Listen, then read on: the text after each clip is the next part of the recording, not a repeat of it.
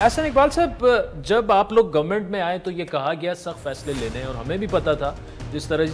طریقے سے international market میں تیل کی قیمتیں بڑھیں، پھر خان صاحب سبسڈی دے کے گئے تھے، وہ وڈرا کرنی تھی، لیکن ساتھ میں یہ نیریٹو بلڈ کیا گیا کہ مہنگائی تو اس سے انفلیشن بڑھے گی لیکن ہم روپے کو مستحکم کریں گے، مضبوط کریں گے، ڈالر نیچے آ جائے گا تو اس سے وہ امپیکٹ جو ہے کم ہو جائے گا۔ یہ تو بالکل الٹ ہو رہا ہے، ادھر سے مہنگائی زیادہ ہو رہی ہے، روپے نیچے گر رہا ہے، تو عوام پہ اس کا بھی امپیکٹ دیکھیے ہمارے سامنے نا ڈبل جیپرڈی تھی۔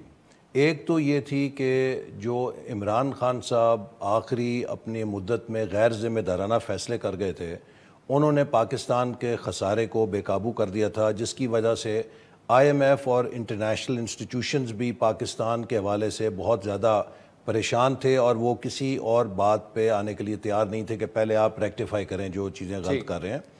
اور دوسری طرف یہ کہ جو تیل کی قیمتیں ہیں وہ بہت تیزی کے ساتھ انٹرنیشنل مارکیٹس میں بڑھ رہی تھیں، تو ایک ہمارا مسئلہ یہ تھا کہ ہم نے آئل سے جو فیول سبسڈی ہے اسے ختم کرنا ہے، چونکہ یہ وہ بات ہے جو اس معاہدے میں تحریر ہے جو خان صاحب کر کے گئے ہیں۔ دوسری طرف چونکہ آئی ایم ایف سے معاملات نیگوشیشن میں چلے گئے اور طول پکڑ رہے تھے، اور میں اب سمجھتا ہوں کہ آئی ایم ایف کو بھی اتنا غیر ضروری طول نہیں دینا چاہیے تھا، یہ دیکھتے ہوئے کہ پاکستان کی جو صورتحال ہے معیشت کی ایک بالکل برنک مین شپ ہے، تو صرف آئی ایم ایف کے ساتھ نیگوسیشنز کے طول کی وجہ سے مارکیٹس میں ایک انسرٹنٹی پیدا ہوئی، جس نے کہ اسپیکولیٹیولی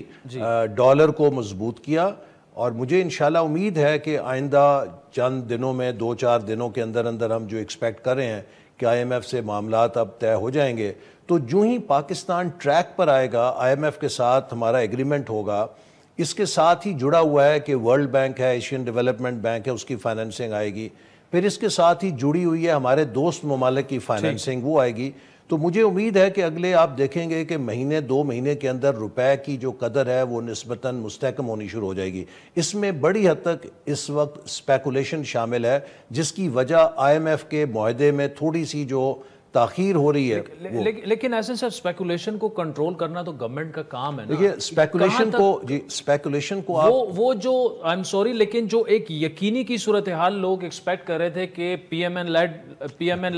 لیڈ کولیشن آئے گی، ٹیم اچھی ہے، ایکسپیرینس ہے، اور وہ آئے گی، سرٹنٹی آ جائے گی، یقینی یہ جو بے یقینی ہے اور آئی ایم ایف کے ساتھ مذاکرات کا طول ہے، یہ عمران خان صاحب کی اس سازش تھیوری میں بھی نیل ان دا کافن ہے کہ جو کہتے تھے کہ امریکہ اور انٹرنیشنل اسٹیبلشمنٹ کی مدد سے میری حکومت کو نکال دیا گیا ہے۔ اگر ایسے ہوا ہوتا تو ہمیں اتنی قیمت تو نیگوسیشنز یہ ویسے لاجیکل بات ہے کہ آئی ایم ایف تو پھر اگر آپ امریکہ آپ کو لے کے آیا تو گھر کی ہماری بات ہوتی ہے، 1-2 منٹ میں ہم کر لیتے ہیں یہ لیکن احسن صاحب جو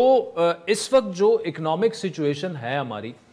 وہ اتنی سویر ہے، ابھی یوسف نظر صاحب سے بھی اس پر تفصیلی گفتگو کریں گے، اس پر عوام کو اعتماد میں لینا چاہیے۔ آج شہباز شریف صاحب نے کہا کہ ہم عوام کو اعتماد میں لیں گے، آئی ایم ایف سے جو بات چیت ہو رہی ہے اس پر بھی اگر آپ یہ کر دیں تو میرے خیال میں یہ سپیکولیشن آپ بالکل ٹھیک کہہ رہے ہیں۔ دیکھیے عوام کو اعتماد میں لیا جانا ضروری ہے، اور وزیر اعظم لیں گے، صرف اس میں جو چیز ایک ہم نے سوچ کے روکی ہوئی تھی وہ یہ کہ آئی ایم ایف سے جو بات چیت ہے کسی ایک طرف لگ جائے نا، ایسا نہ ہو کہ ہم کسی ایک ایسے موقف پہ ہوں کہ جس کی وجہ سے ہماری بات چیت پہ کوئی اثر پڑ سکتا ہے۔ ایک دفعہ یہ بات طے ہو جائے، معاہدہ جب ہو جائے گا اس کے بعد لیں گے۔ اس وقت پاکستان کو 3 طرح کے چیلنجز کا سامنا ہے۔ ایک وہ چیلنجز ہیں جو ایکیومولیٹ ہو گئے ہیں، جو 75 سالوں سے ہماری معیشت کے سٹرکچرل چیلنجز ہیں، وہ سٹرکچرل ریفارمز وہ بہت اہم ہے، جس کا آج ایک قسم کا آپ کہہ لیجئے کہ وہ سب میچور ہو کے ہمارے سامنے ہیں۔ دوسری طرف پچھلے ایک پوائنٹ یہ جو آپ جس جانب اشارہ کر رہے ہیں، آپ اگر 8-10 مہینے رہتے ہیں، وہ سٹرکچرل ریفارمز 8-10 مہینے میں نہیں ہو سکتے انلیس کہ ایک میثاق معیشت سب سائن کریں کہ جو بھی آئے گا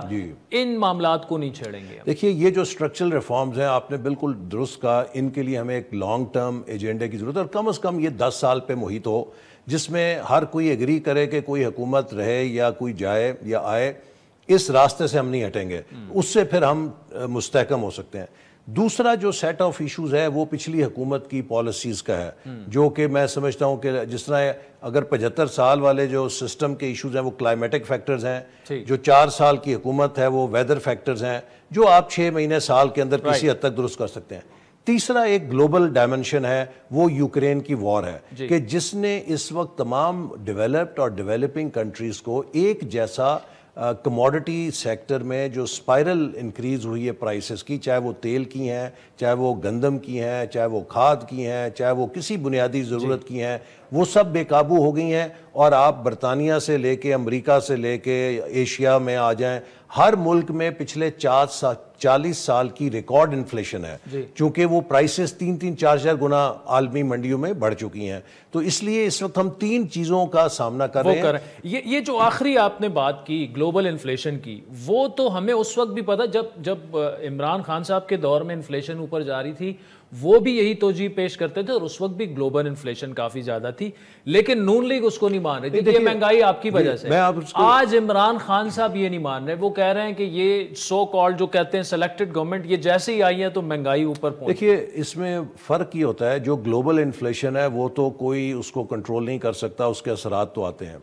فرق یہ ہے کہ اگر آپ اپنے ملک کی معیشت ٹھیک چلا رہے ہوں تو کم از کم آپ ایک اتنی سپیس پیدا کر سکتے ہیں کہ جو آپ کے معاشرے کے غریب طبقے ہیں یا لوور طبقے ہیں، ان کو کشن دینے کے لیے آپ کچھ ٹارگیٹڈ انٹرونشنز کر سکتے ہیں. اس وقت پاکستان کی صورتحال جو عمران خان صاحب چھوڑ کے گئے ہیں، اپریل میں جب میں وزارت منصوبہ بندی میں آیا تو وزارت خزانہ نے کہا کہ چوتھی سہ ماہی کے لیے جو تقریباً 140-50 ارب روپے کی قسط تھی، ادا کرنے کے لیے ہمارے پاس 1 روپیہ نہیں ہے.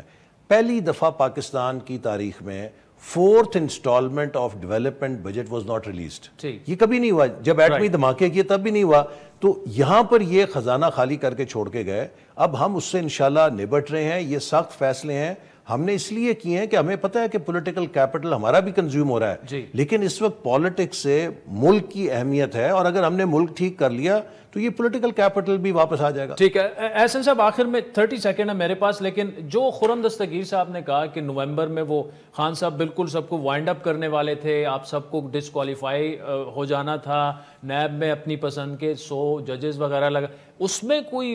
ویٹیج ہے؟ دیکھیں اس میں کوئی شبہ نہیں کہ عمران خان صاحب 1 پارٹی سٹیٹ بنانا چاہتے تھے.